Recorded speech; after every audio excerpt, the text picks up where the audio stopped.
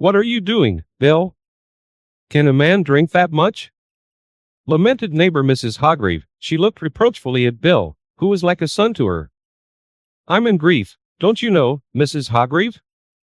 Bill whispered, crying and swaying at the table with the drink in his unsteady hand. His red swollen eyes looked distracted and vacant, his cheeks and chin were covered with long stubble, which made him look miserable and untidy.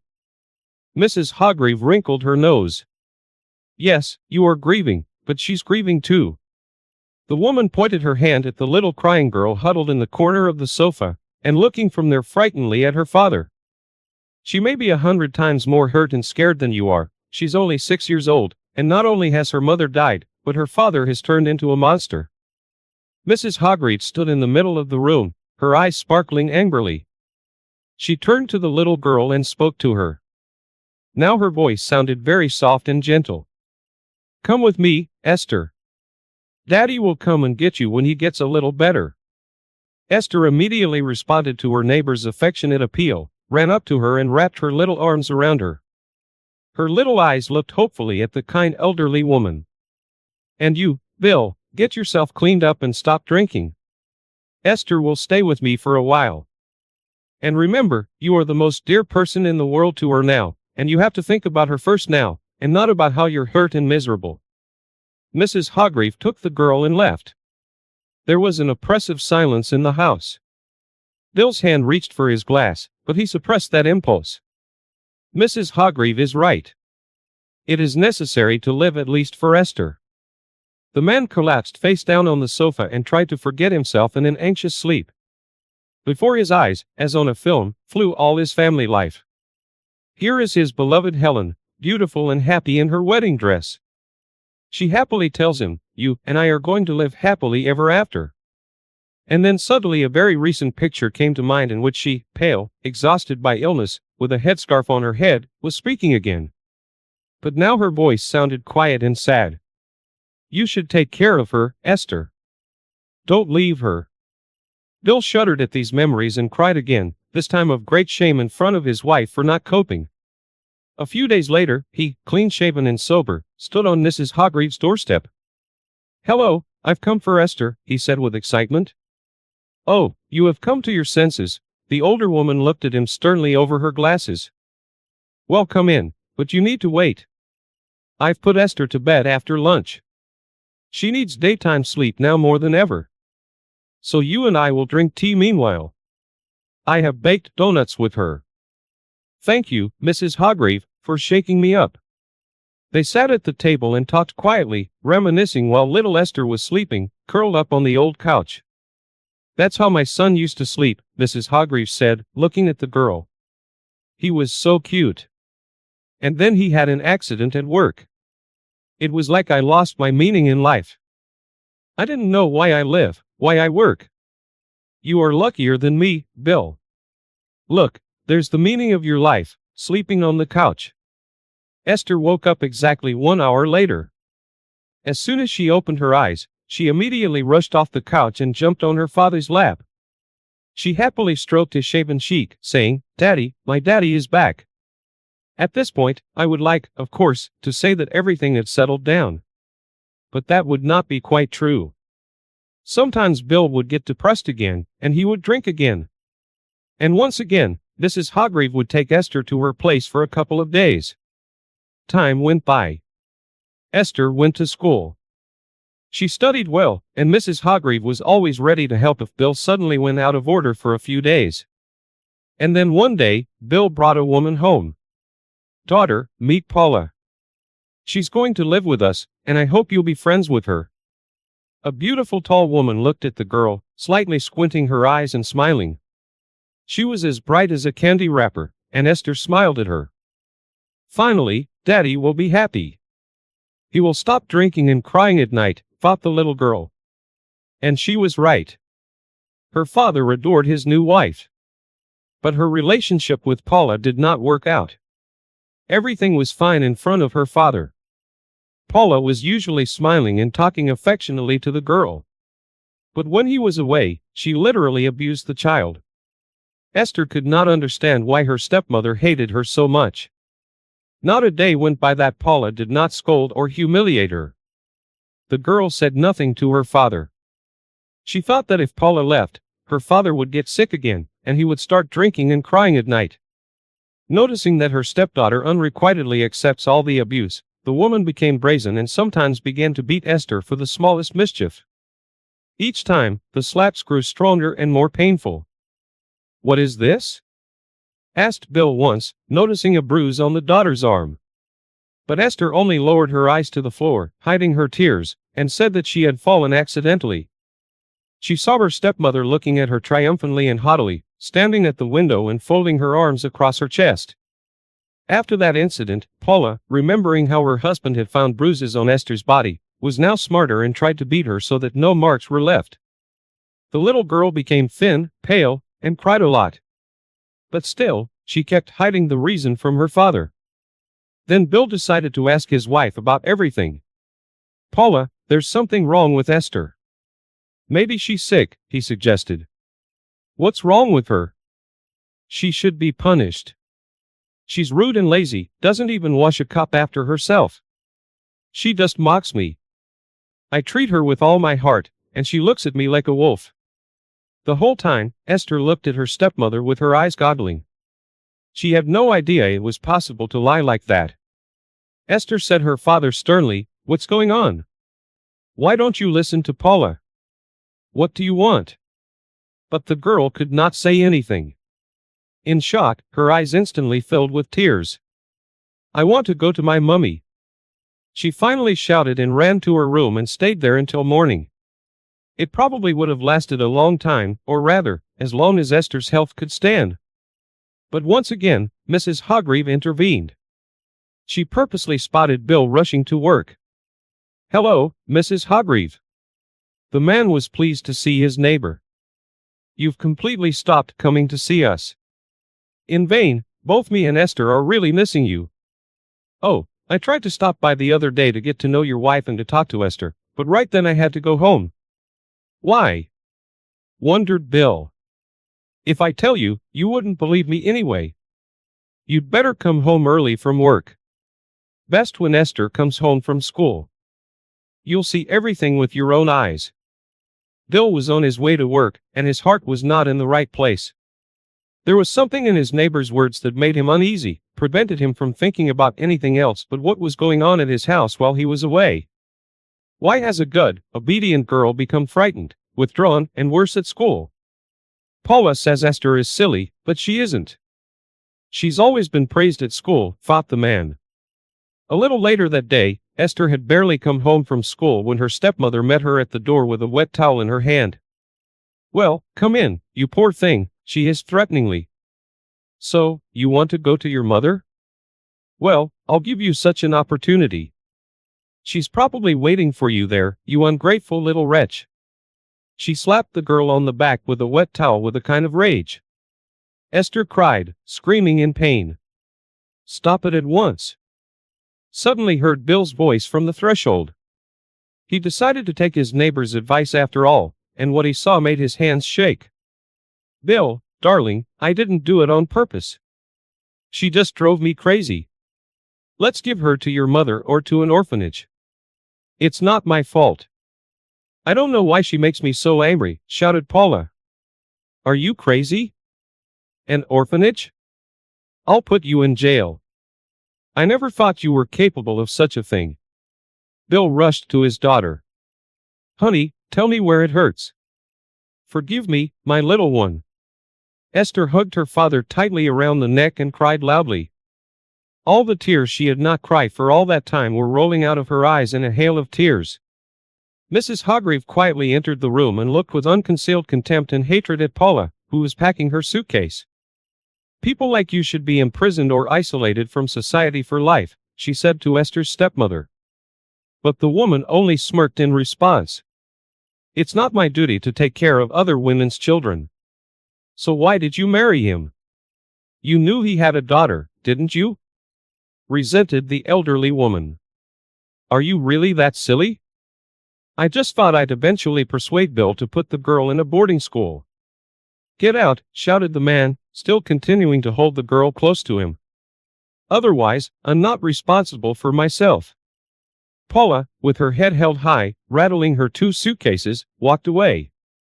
Dill held Esther in his arms for a long time, saying, "Forgive me, my dear, that I didn't see or hear anything. You've been through so much. Remember, you must always tell me if you have something that worries you. I'm your daddy, and I'll do anything to make you happy. You're my joy, you're my life, and I love you more than anything in the world. And I love you very, very much, Daddy." A child psychologist worked with Esther for a long time afterward, and now the girl is fine. Dill did not marry again after this incident. It was enough. My name is Dave. I am a 55-year-old industrial electrician. Most of the time my job is to quickly diagnose and fix a problem with a production machine and from time to time replace an electrical motor.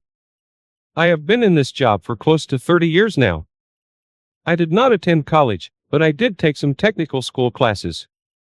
99% of my education came from being taught on the job by a man that even today has forgotten more about doing this work than I will ever learn. I am going to tell the story of my divorce and the aftermath of it. If Darla and I had not gotten divorced this year, it would mark our 30th anniversary. We now have 4 grown children, 3 sons and a daughter.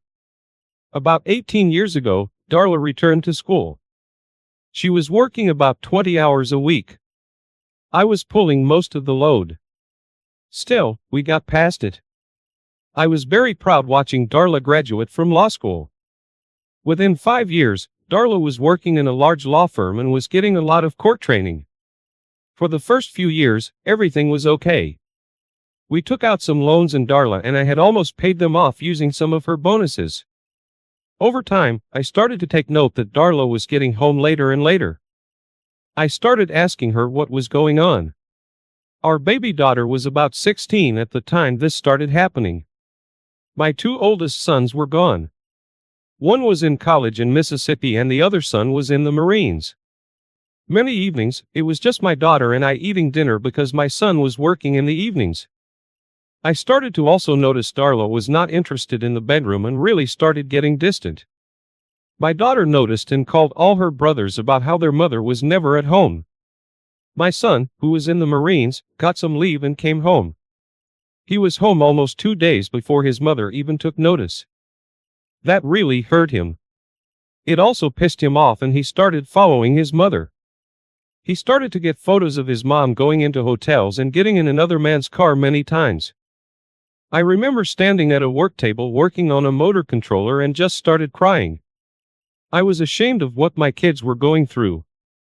My son and I got into a heated argument about his mother. I knew my marriage was over. My son in Mississippi came home the next day. All 4 of my kids were waiting for their mother to come home. When she did, they jumped on her. My son showed her the photos and told the story of following her. Darla started crying and left the house with the kids following her, calling her all sorts of names. I asked my son to go back to school. My son's leave was up and he returned to North Carolina.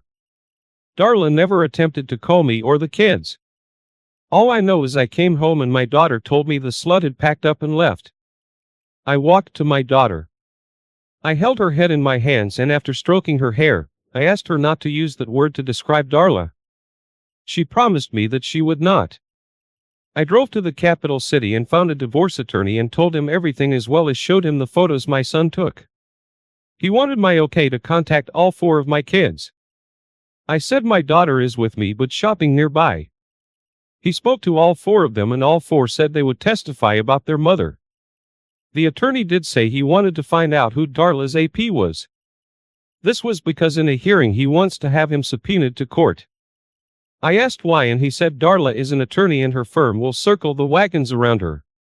He wants the AP on record. He asked me to go spend several hours with my daughter and come back in 3 hours. By then he said he could have the divorce paperwork ready to go over. He was not going to file it though until he knew more about Darla's AP. When my daughter and I returned home, we noticed Darla's car in the driveway. My daughter said, "Daddy, let's go somewhere else until she leaves." My daughter got so upset I knew I had to drive on. I dropped her off at a friend's house and returned home. Darla was still there and was sitting in the living room when I opened the door. Darla wanted to know what she could do to repair her family. She was crying by this time. I said, Darla, right now all 4 of your babies hate the ground you walk on.